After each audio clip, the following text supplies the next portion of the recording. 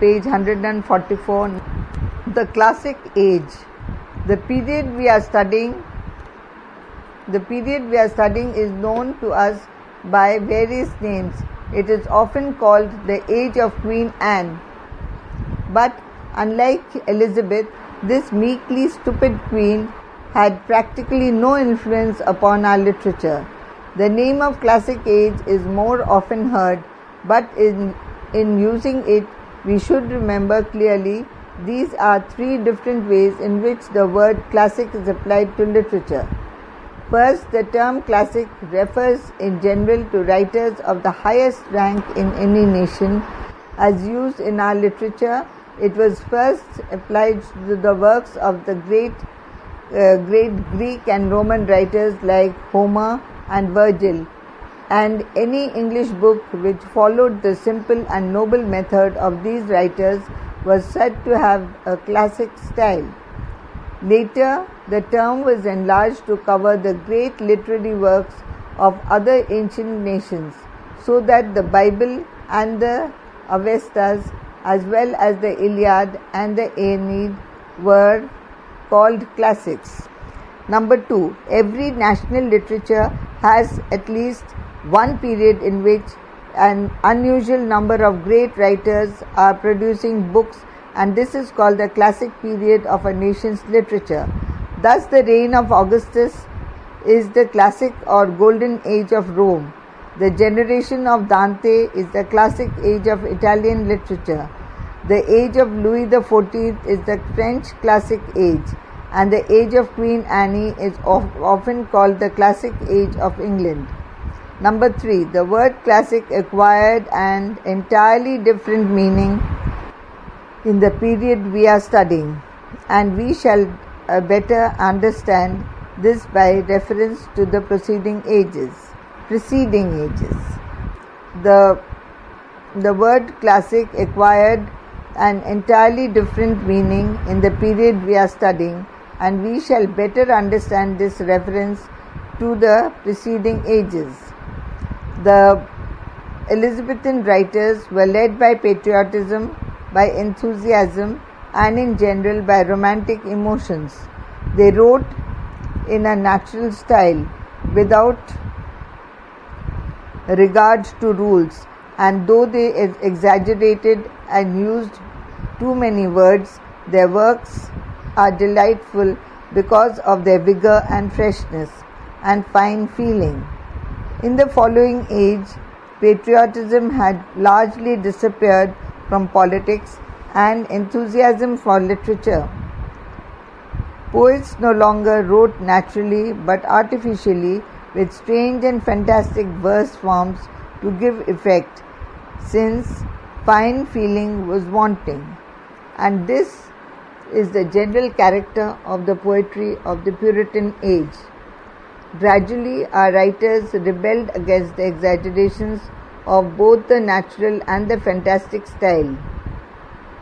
They demanded that poetry should follow exact rules, and in this they were influenced by French writers, especially by Boileau and Rapin, who insisted on precise methods of writing poetry and who professed to have discovered their rules in the classics of Horace and Aristotle.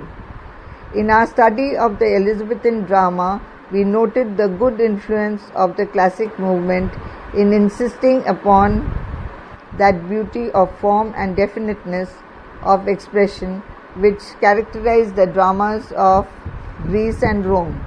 And in the work of Dryden and his followers, we see a revival of classicism in the effort to make English literature conform to rules established by the great writers of other nations.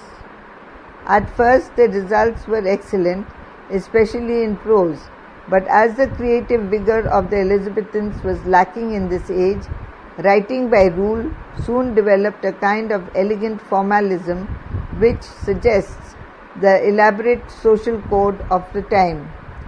Just as a gentleman might not act naturally but must follow exact rules in doffing his hat or addressing a lady or entering a room, or wearing a wig, or offering his snuff box to a friend, so our writers lost individuality and became formal and artificial.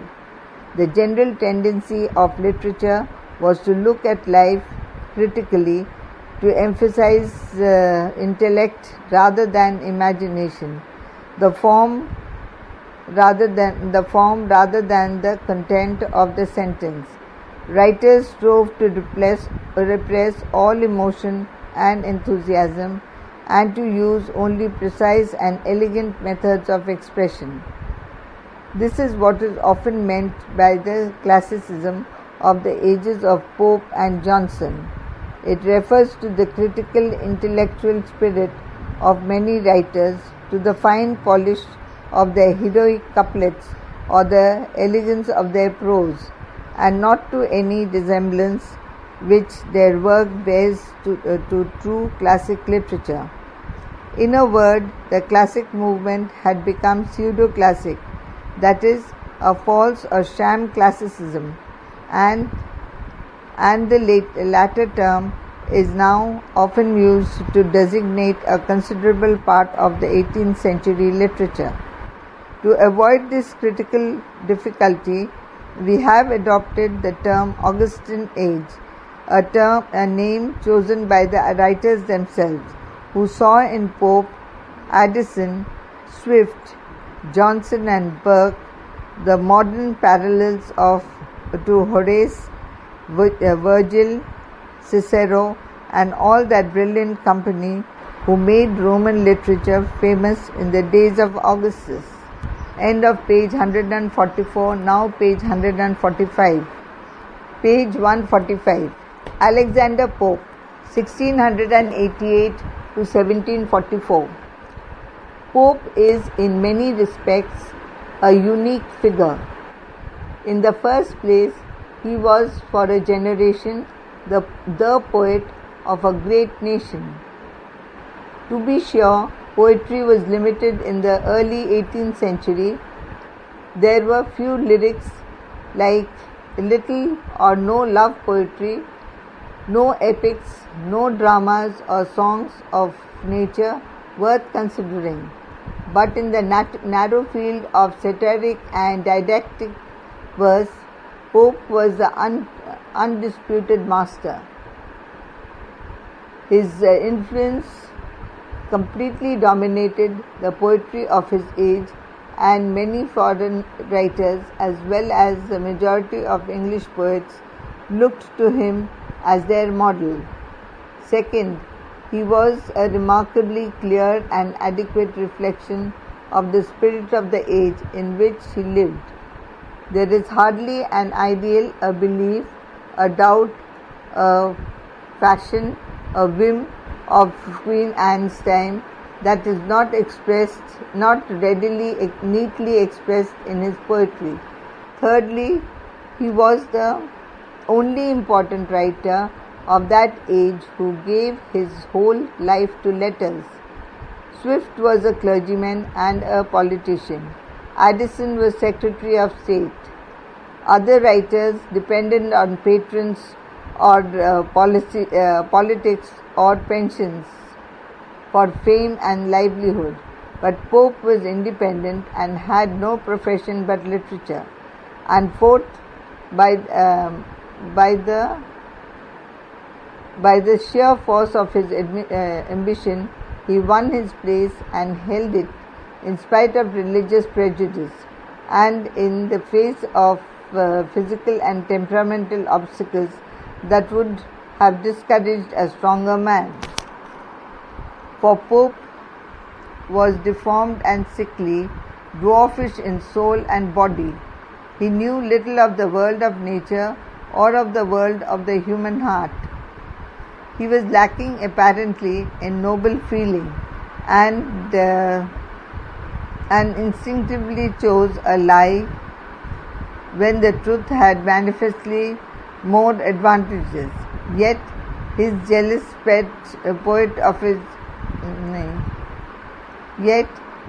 jealous, peevish, waspish little man became the most famous poet of his age and the acknowledged leader of the English literature. We record the fact with wonder and admiration, but we do not attempt to explain it. Pope was born in London in 1688, the year of the Revolution. His parents were both Catholics, who presently removed from London and settled in Binfield near Windsor, where the poet's childhood was passed. Partly because of an unfortunate prejudice against Catholics in the public schools, partly because of his own weakness and deformity, Pope received very little school education, but browsed for himself among the English books and picked up a smattering of the classics. Very early he began to write poetry, and records the fact with his usual vanity. As yet a child, nor yet a fool to fame, I list in numbers for the numbers game. Being debarred by his religion from many desirable employments, he resolved to make literature his life work, and in this he resembled Dryden, who, he tells us, was his only master, though much of his work seems to depend on Boileau, Boileau, the French poet and critic. When only 16 years old, he had written his pastorals. A few years later, appeared his essays on criticism, which made him famous. With the publication of The Rape of the Lock in 1712, Pope's name was known and honoured all over England, and this dwarf of 24 years, by the sheer force of his own ambition, had jumped to the foremost place in English letters.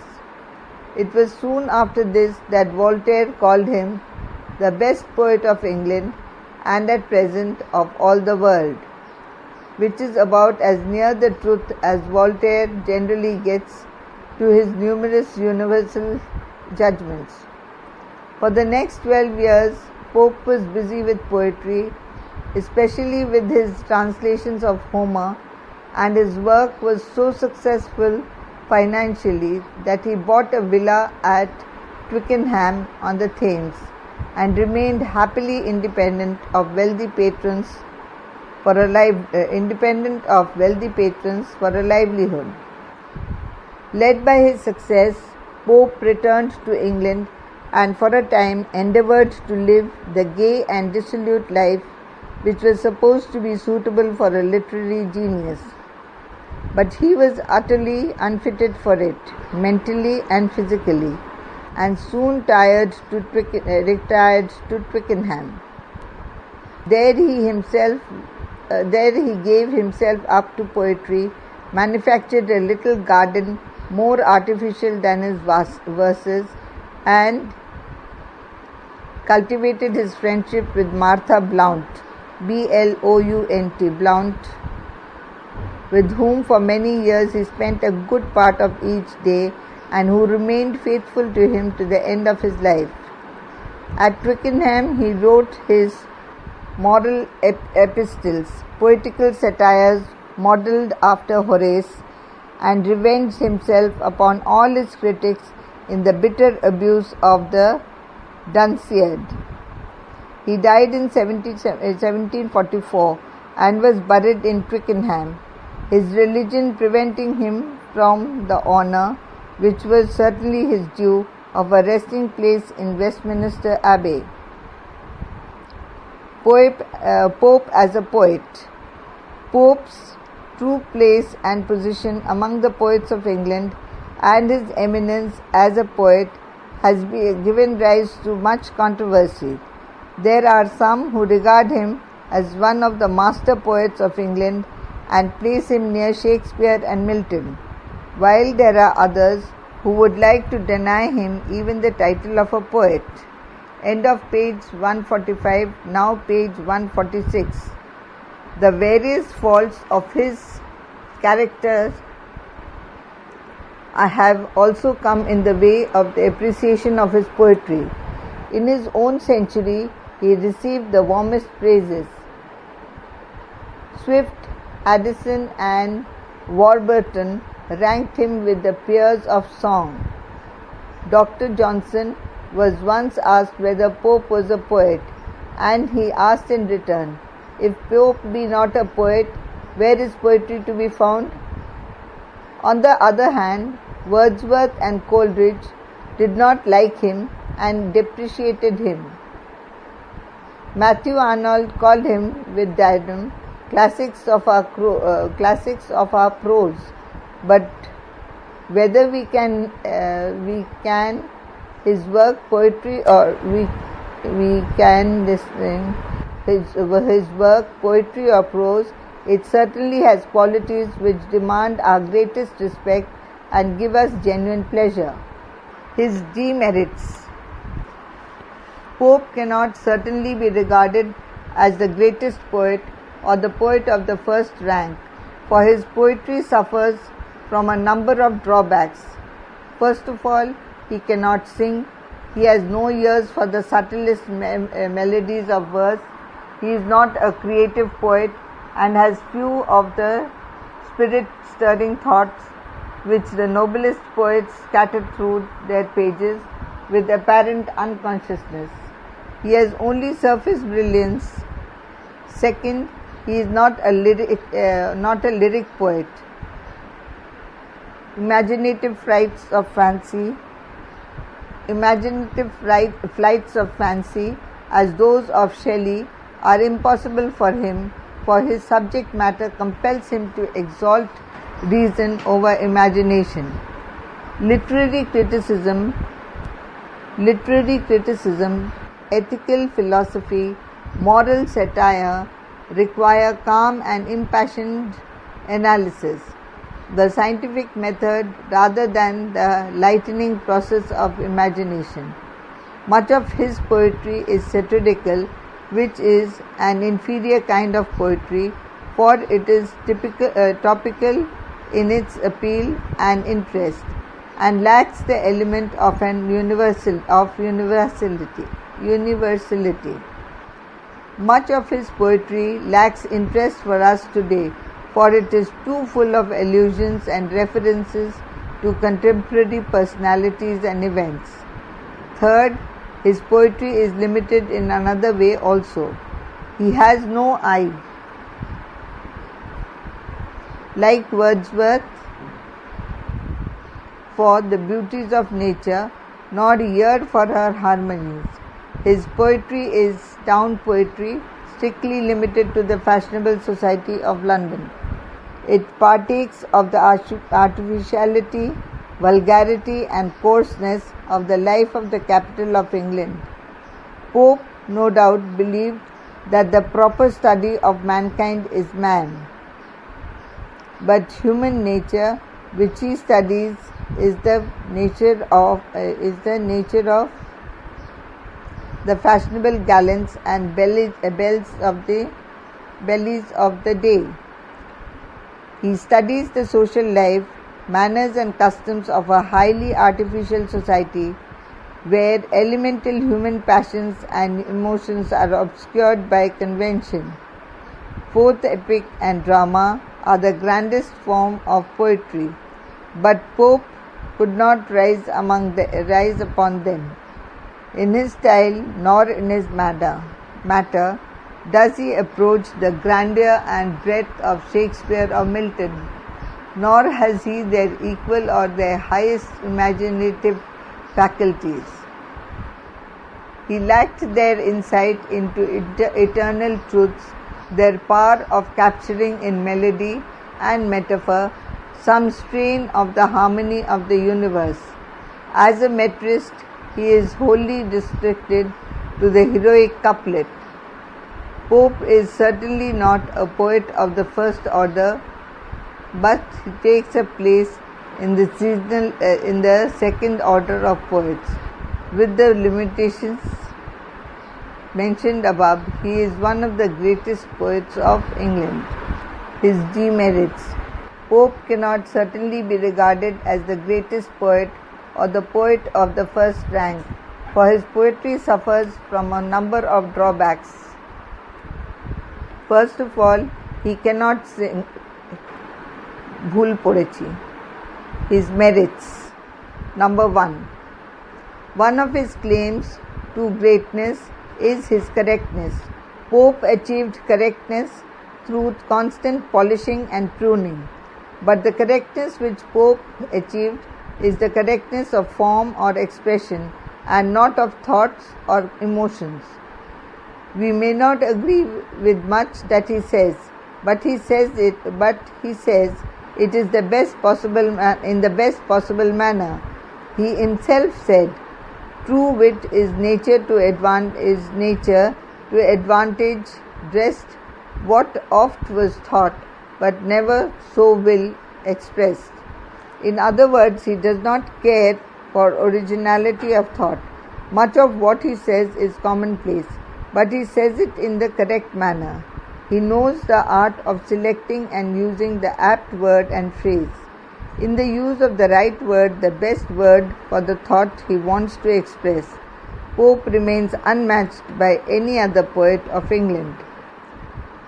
The language which he uses is orderly and balanced. The thought is logically developed and well arranged. His style is marked with clearness and precision and careful analysis. There are some of the wild excesses of his predecessors and successors in his poetry. His style is balanced and correct. In his poetry, the faults of vagueness, obscurity and extravagance are carefully corrected and done away with. Pope was a classic or a pseudo-classic, and as such he claimed to follow the rules of literary composition as laid down by the ancients and as interpreted for him by the writers and critics of France. He supposed that he followed the classical rules and principles correctly. He was correct in the form of his poetry and the language he used. He polished and corrected so that his language acquired a dazzling brilliance and finish, though of course in this way he lost the rapture of true poetry.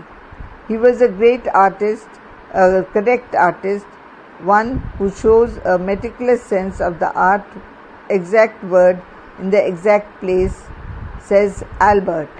End of page 146. Now page 147. Pope showed correctness in his use of the heroic couplet. He perfected the heroic couplet.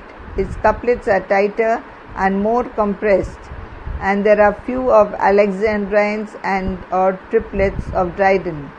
He gave to English poetry the stopped couplet, in which the sense stops with the couplet and does not run on to the next. He imparted to it a correctness and a finish that has never been equalled.